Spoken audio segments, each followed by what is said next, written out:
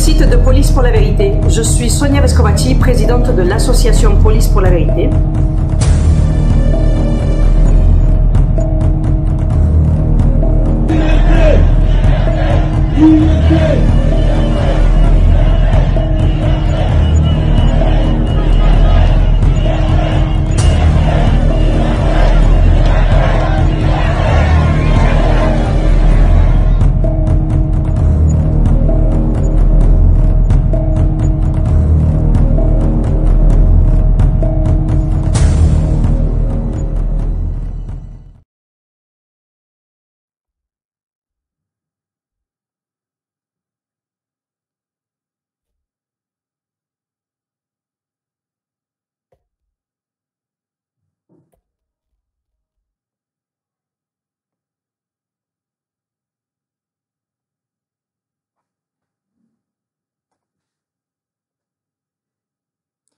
Bonjour à tous et bienvenue à une nouvelle interview de Police pour la Vérité. Aujourd'hui, j'ai l'honneur d'avoir avec moi Cathy. Cathy est une camarade de Police pour la Vérité et commandante de la police nationale retraitée. Bonjour Cathy. Bonjour Sonia et bonjour à tous ceux et toutes celles qui nous écoutent. Cathy, pourrais-tu te présenter s'il te plaît? Alors, je suis donc Catherine, j'ai bientôt 60 ans. Je suis retraitée de la police nationale. J'ai fait toute ma carrière en service d'investigation et à partir du grade de commandant, j'étais adjoint au chef de service du commissariat de mon affectation. Et donc, je veillais sur les procédures judiciaires, mais également, j'étais chef de service comme beaucoup de commandants, hein, mais voilà, j'avais sous mes ordres les personnes qui étaient en investigation, mais aussi qui étaient sur la voie publique, le routier, l'anticriminalité, etc. Voilà, et j'ai été pendant 15 ans, non, 17 ans, pardon, j'ai été référente départementale d'aide aux victimes. Voilà, voilà ce que je peux dire de ma présentation. Et j'ai intégré Police pour la Vérité cet été, puisque j'ai eu l'honneur d'être interviewée par toi, et je t'en remercie. Et donc, une grande complicité et collaboration est née, et je suis très, très contente d'avoir rejoint ton équipe. Ben, nous aussi, on est très contents que tu sois avec nous. Alors Cathy, la raison de cette interview, c'est laquelle exactement?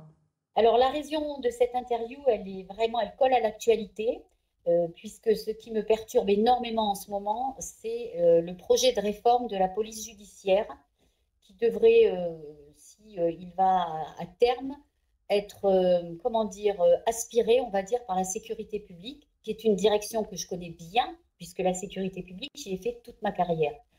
Donc, ce projet de réforme m'inquiète énormément pour la sécurité de demain et même pour l'équilibre de notre société en en termes de délinquance, de criminalité et de protection des citoyens.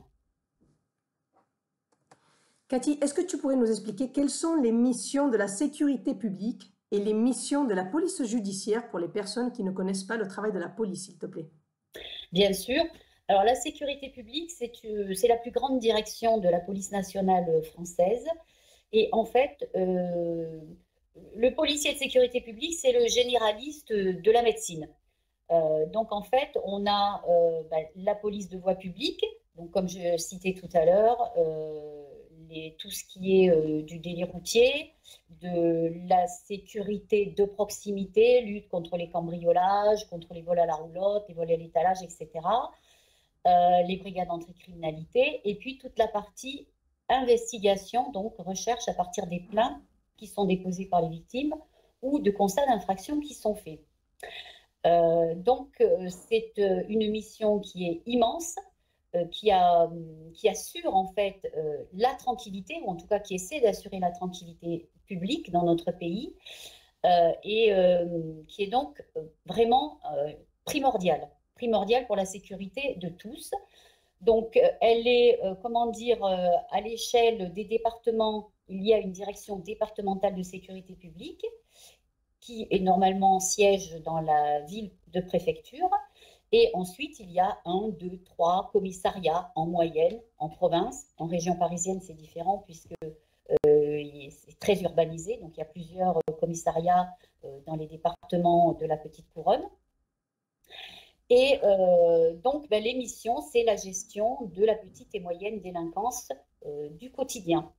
Tout ce qui tracasse nos concitoyens au quotidien, ça va des incivilités, des troubles de voisinage, au vol avec effraction, etc., comme je le disais tout à l'heure. Donc, il faut savoir quand même que la sécurité publique comprend 17 500 OPJ dans son groupe d'investigation, on va dire, qui sont accompagnés par un certain nombre d'APJ. Donc là, j'ai pas trouvé le nombre d'APJ qui accompagnent en investigation ces OPJ. Et ensuite, on a dans les autres services aussi, que ce soit le routier ou les brigades anti-criminalité, on a des OPJ pour encadrer ces équipes, et puis des APJ. L'APJ, c'est l'agent de police judiciaire. L'OPJ, c'est l'officier de police judiciaire. Et cette qualification, bah, c'est celle-là qui permet de placer en garde à vue, de faire des perquisitions, en fait, de mener les actes attentatoires, on va dire, aux libertés individuelles. Et c'est une compétence, une habilitation qui est donnée à la suite d'une formation spécifique. Donc, les gens qui vont attenter, on va dire, aux libertés individuelles savent dans quel cadre ils peuvent le faire. C'est extrêmement légiféré, notamment par le Code de procédure pénale. Donc, la particularité de l'investigation en sécurité publique, c'est qu'elle concerne des affaires qui, normalement, devraient être gérées soit dans le temps de la garde à vue, quand on est en flagrant délit, donc ça va jusqu'à 48 heures, soit quand on est en préliminaire, c'est-à-dire que c'est une enquête qui est faite avec des investigations plus lentes et plus diversifiées, des enquêtes de voisinage, des multiplications de témoins, etc. Et parce que parfois l'infraction n'a pas été est plus ancienne, donc ces enquêtes-là devraient normalement être gérées en quelques semaines, voire, allez, on va dire 6 mois pour les plus complexes d'entre elles. Et en fait, on s'aperçoit que les dossiers restent sur les bureaux. Et c'est bien là qu'arrive le problème de ce projet de réforme. Les missions de l'APJ, alors alors toutes ces polices, elles ont dans mon cœur la même valeur. Il n'y a pas il n'y a pas une police plus médiocre ou quoi que l'autre, pas du tout. Elles ont tout un sens dans le but de protéger les citoyens et d'assurer la tranquillité publique. Donc, la police judiciaire, elle va s'occuper d'enquêtes criminelles. Donc, la plupart des enquêtes qui sont faites par la police judiciaire, elles terminent aux assises. Hein. Donc, les domaines, ça va être les homicides, évidemment, volontaires, les violences physiques graves, avec des actes de torture et de barbarie, par exemple, tout ce qui est viol, les infractions financières très graves qui sont faites par des réseaux, ou qui portent sur des préjudices très importants, les vols à main armée, le trafic de stupéfiants en réseau ou plus localisé, et puis également la traite des êtres humains. Donc on voit bien que c'est des infractions d'une extrême gravité que nous ne rencontrons pas forcément tous les jours, contrairement à la délinquance du quotidien, mais qui ont un fort impact sur la sécurité et souvent le sentiment d'insécurité des personnes. Donc, ces enquêtes-là, elles nécessitent des mois, voire des années de travail. Elles nécessitent un temps, une disponibilité énorme de la part de ces fonctionnaires, disponibilité dans le temps, mais également dans l'espace, puisqu'ils ont une compétence qui est nationale, voire internationale pour certains. Et des moyens techniques, des moyens humains, des moyens automobiles, des moyens aussi en armement dont ne peut pas disposer le policier de la sécurité publique. La particularité aussi de ces policiers, c'est qu'ils travaillent sous la direction du juge d'instruction. En fait, ils sont les yeux, les oreilles et la main du juge d'instruction dans le déroulement de ces enquêtes. Donc, le juge d'instruction peut orienter, il peut donner effectivement des instructions particulières, Mais en général, au départ, il leur accorde une commission rogatoire, on appelle ça, cet acte-là, avec une compétence généralisée. Hein, il leur fait confiance. Il y a évidemment des rapports téléphoniques ou des rencontres physiques qui sont faites régulièrement selon l'avancée des enquêtes. Donc, on voit bien qu'il ne s'agit pas de la même police. Et donc, l'APJ, par contre, elle comprend 3500 OPJ qui sont secondés par 300 agents de police judiciaire environ. Et donc, je le répète, la force de l'APJ, elle réside dans sa compétence territoriale, dans son autonomie, dans sa culture du travail de groupe, parce que ça, c'est très, très important, sa grande disponibilité horaire, et puis ses spécificités techniques et matérielles qui sont associées. Alors, Cathy, explique-nous quels sont les objectifs de ce projet de réforme, s'il te plaît. Alors, il y a un constat que le ministre de l'Intérieur a fait, selon lequel la sécurité publique, l'investigation en sécurité publique est noyée sous les dossiers. Donc ça, c'est pas nouveau. Ça, c'est pas nouveau. Mais aujourd'hui, pour eux, visiblement, c'est une priorité de diminuer ces dossiers en attente. Bon, il faut savoir que beaucoup de dossiers de sécurité publique sont des plaintes contre X.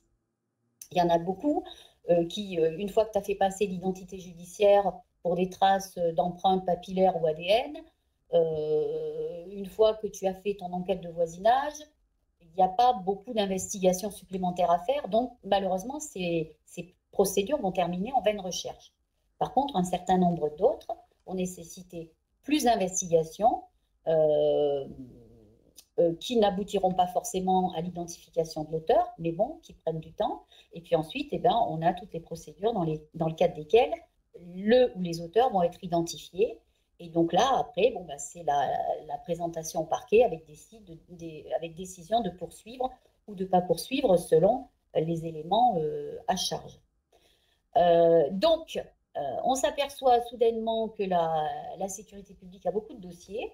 Et visiblement, notre ministre, il a une idée de génie. C'est parce qu'il estime apparemment que les officiers de sécurité publique ne sont pas suffisants et visiblement ne sont pas suffisamment compétents pour encadrer donc les enquêteurs. Et donc, visiblement, il décide de mettre la police judiciaire à la disposition, en fait, sous l'autorité des directeurs départementaux de sécurité publique. Jusqu'à présent, la police judiciaire, elle est sur une autorité zonale, donc de région. Et donc là, on descendrait vraiment à un échelon territorial le plus limité, on va dire, dans l'organisation policière.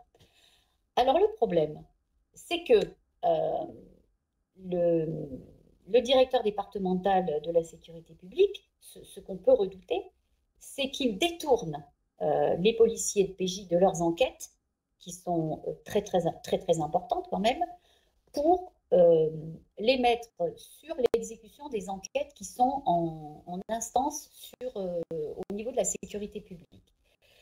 Donc, ces gens qui sont extrêmement compétents, qui sont extrêmement techniques, etc., on va leur demander de gérer des groupes qui traitent des enquêtes beaucoup plus basiques, on va dire. Alors, peut-être qu'on arrivera à diminuer le portefeuille des procédures de la sécurité publique, mais ce qui est certain, c'est que, le travail de PJ va être vampirisé. Voilà, c'est le mot, il faut le dire. Les collègues vont être vampirisés et ils n'auront plus ni le temps, ni les moyens de faire leur travail sur toutes les organisations criminelles dont on a parlé tout à l'heure. Donc ça, c'est quand même, c'est très grave.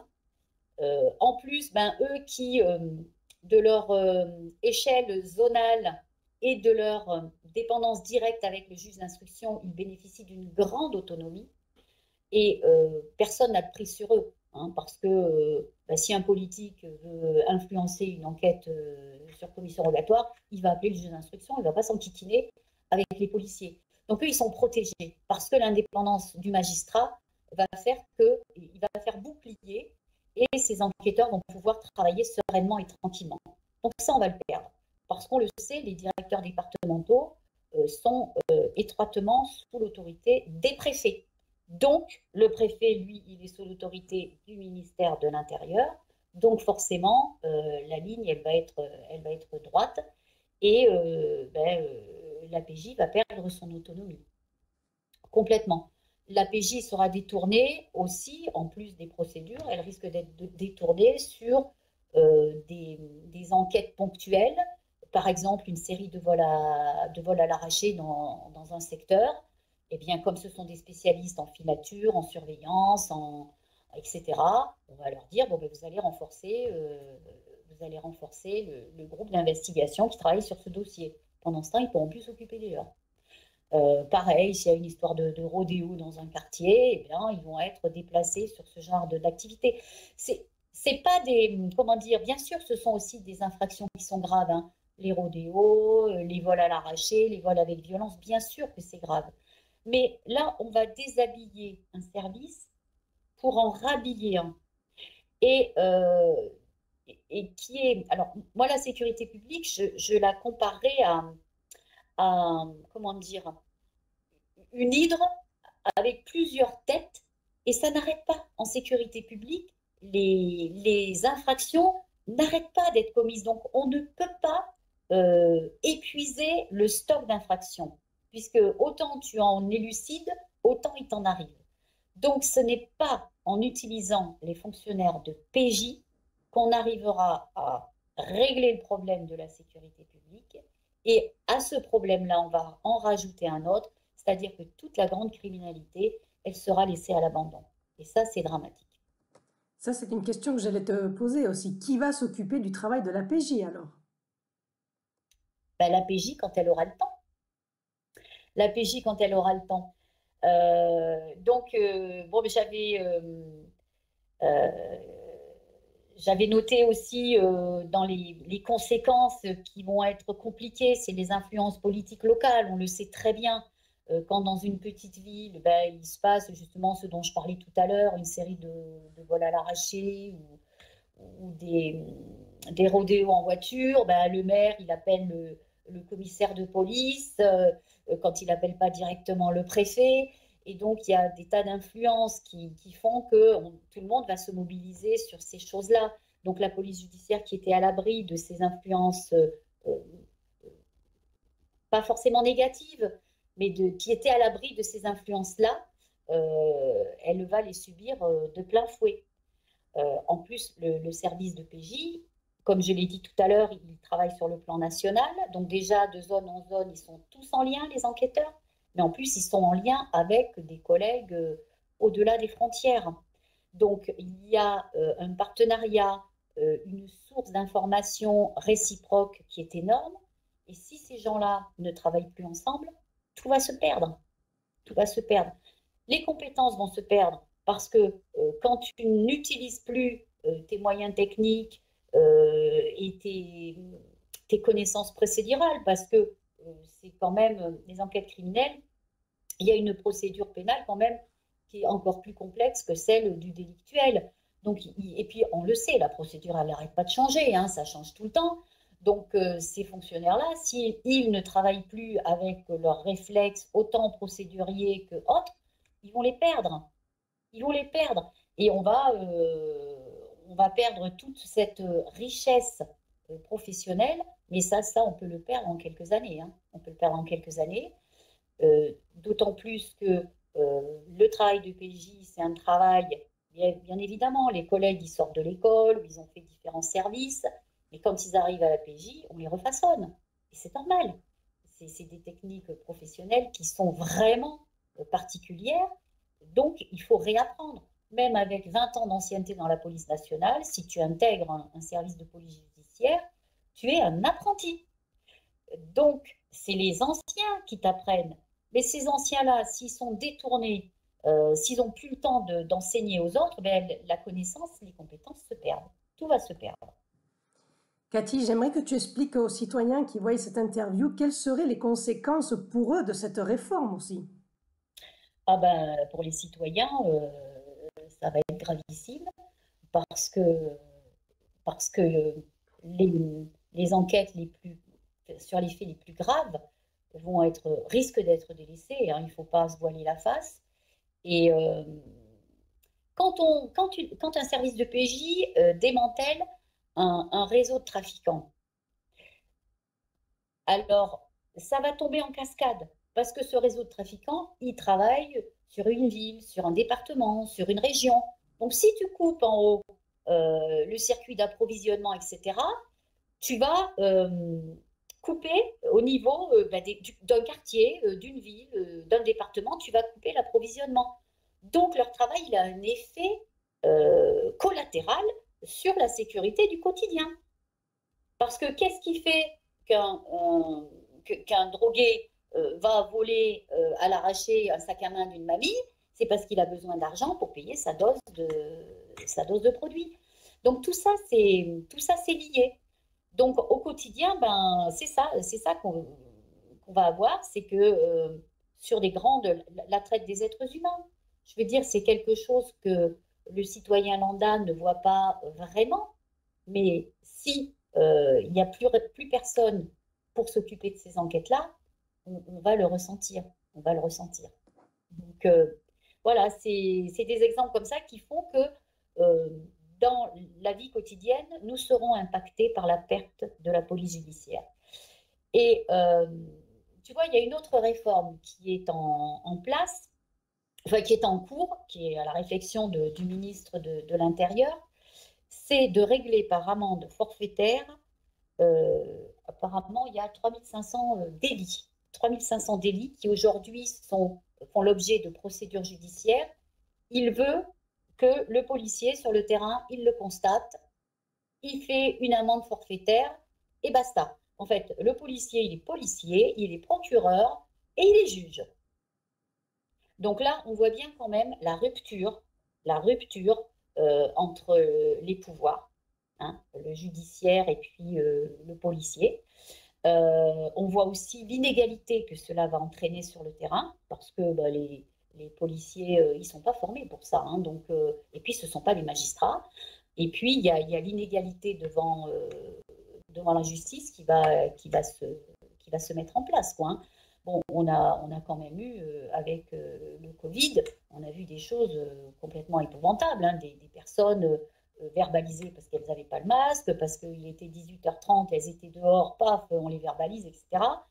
On voit bien que c'est facile de constater les infractions, enfin infractions entre guillemets, parce que pour moi, ce n'est pas des infractions que de sortir après le couvre-feu ou de mal porter son masque.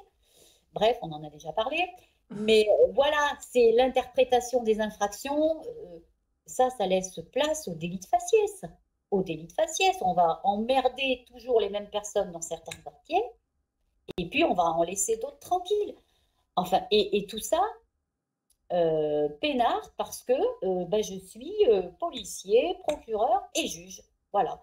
Alors évidemment, les gens pourront le contester, mais quand on voit la complexité d'une procédure de contestation, et en principe, il faut payer déjà, il faut payer, après il te faut prendre un avocat, etc., etc., mais qui va aller contester? Donc, tu vois, ça aussi, ça fait partie de ces réformes qui nuisent aux citoyens. Et alors, c'est bizarre que ces deux choses soient travaillées en même temps, parce que d'un côté, on veut alléger la sécurité publique en abaissant la police judiciaire, et en même temps, en lui donnant des super pouvoirs pour prononcer des amendes forfaitaires.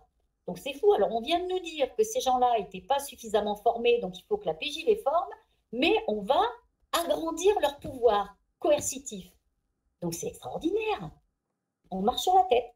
D'ailleurs, c'est ce que j'allais te demander, si tu pensais qu'il y a d'autres types d'intérêts pour qu'ils mettent en place juste maintenant cette réforme. Alors écoute, tu sais que je me pose beaucoup de questions depuis 3 ans. Oui. et que je me pose beaucoup de questions sur ce qu'on veut donner à nos citoyens. Quelle société nos gouvernants actuels veulent donner aux citoyens. Et moi, je vois que ce n'est pas une belle société. Et je sais que pour beaucoup de gens, il est impossible de conscientiser que nos gouvernants ne nous veulent pas du bien. Et pourtant, moi je suis convaincue que là actuellement, on ne nous veut pas du bien. Qu'est-ce qui va se passer? D'ici, allez, moi je donne 5 ans, si on fait cette réforme, je donne 5 ans pour que la police judiciaire, elle soit complètement à genoux et qu'elle voilà, qu'elle soit, comme je le disais tout à l'heure, vampirisée par la sécurité publique. Donc, nous allons avoir la grande criminalité, tous les cartels, etc., qui vont s'installer en France. Et nous, pauvres citoyens, on va être entre des gouvernants qui n'arrêtent pas de limiter nos libertés, qui n'arrêtent pas de réduire toutes nos possibilités de vivre sereinement, tranquillement, et dessous, une grande criminalité qui ne sera contrôlée, qui ne sera combattue par personne. Voilà, moi, c'est vraiment ma crainte.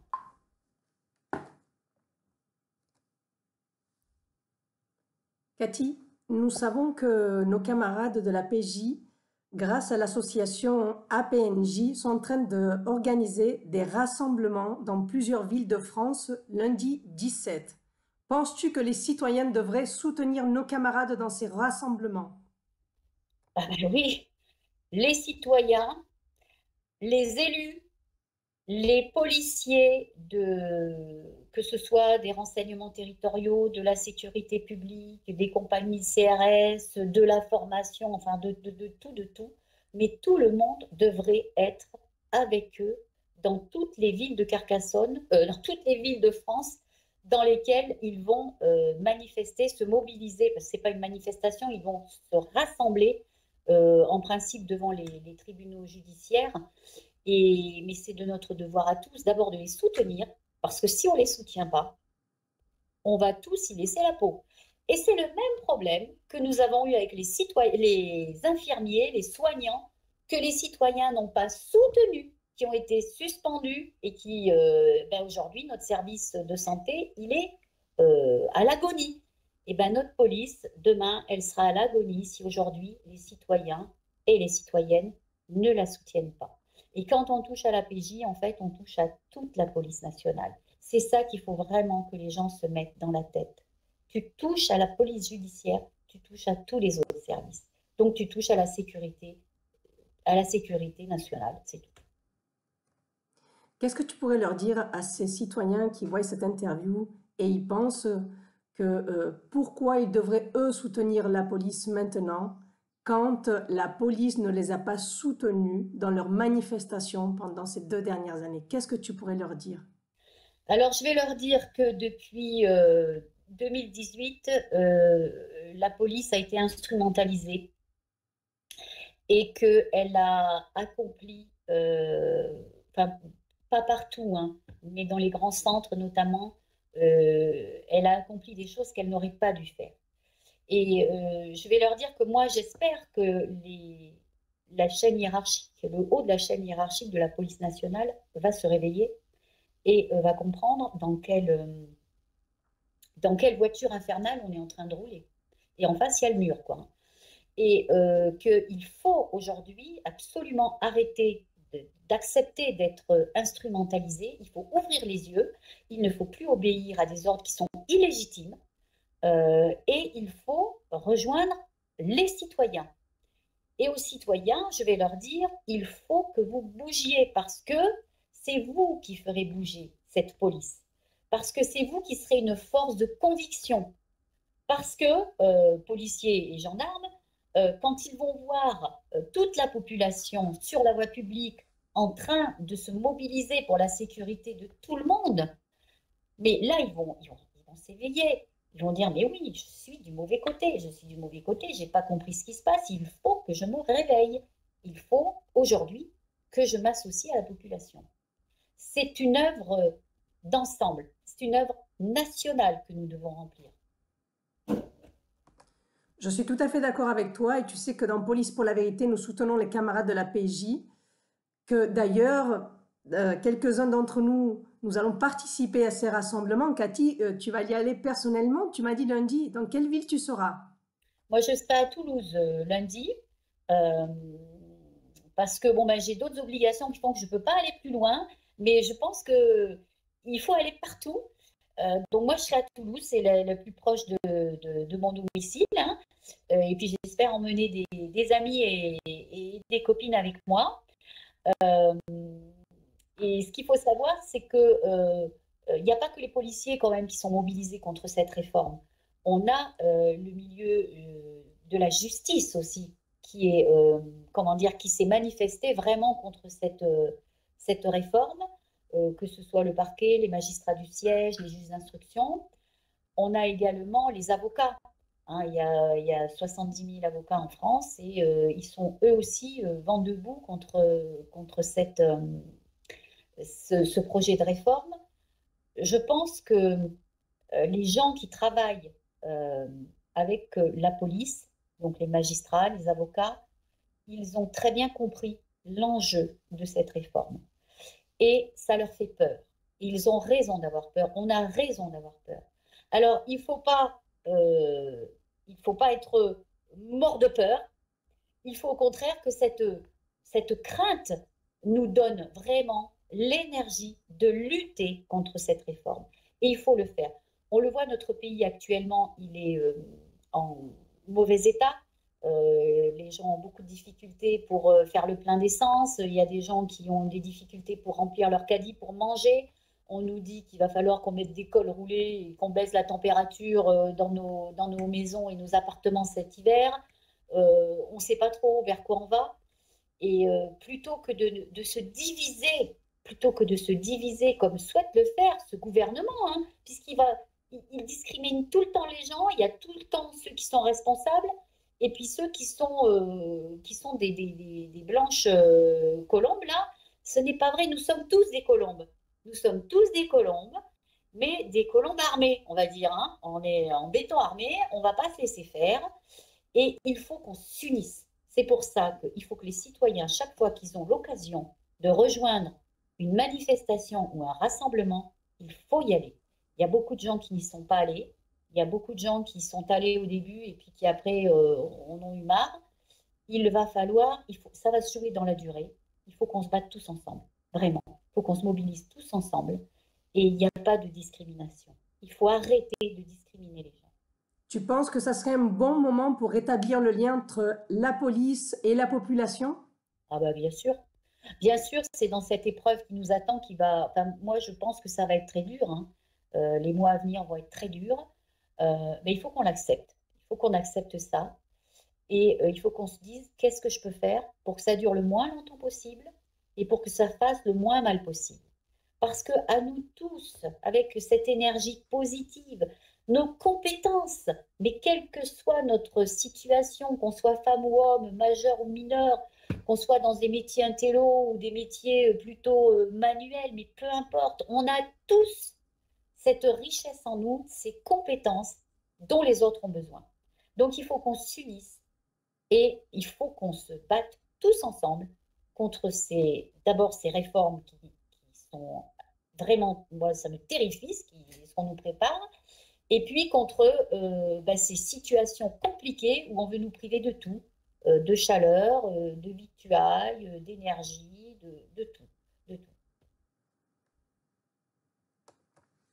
Alors, si tu es d'accord, Cathy, on va inviter à toutes les personnes qui voient cette interview à participer au rassemblement dans plusieurs villes de France qu'organise l'Association de la police nationale judiciaire pour les soutenir parce que nous croyons que nous devons faire le premier pas et donner l'exemple pour que dans des prochaines manifestations, ce soit les camarades qui viennent nous soutenir à nous.